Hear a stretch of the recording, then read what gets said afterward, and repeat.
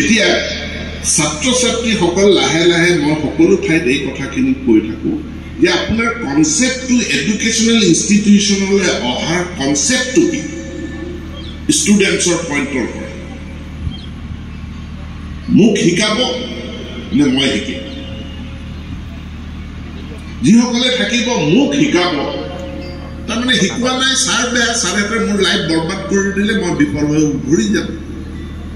কিন্তু আপুনি যদি ভাবে যে মই শিকিম তেতিয়া আপোনাক ছাৰজনৰ প্ৰয়োজন হ'ব ক্লাছ লোৱাৰ কাৰণে প্ৰয়োজন নহয় প্ৰয়োজন হ'ব আপোনাৰ ডাউটখিনি ক্লিয়াৰ কৰি দিয়াৰ কাৰণে বিদেশত আমাৰ উচ্চ শিক্ষাৰ যিমানবিলাক সফল ইনষ্টিটিউশ্যনছ আছে তেওঁলোকৰতো আমাৰ নিচিনা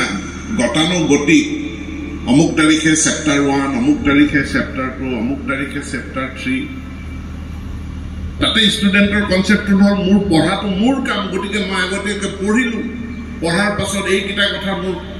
কনচেপ্ট ক্লিয়াৰ হোৱা নাই গতিকে ছাৰৰ ওচৰত যাম মোৰ এই ডাউটখিনি ক্লিয়াৰ কৰি দিওঁ এতিয়া NEP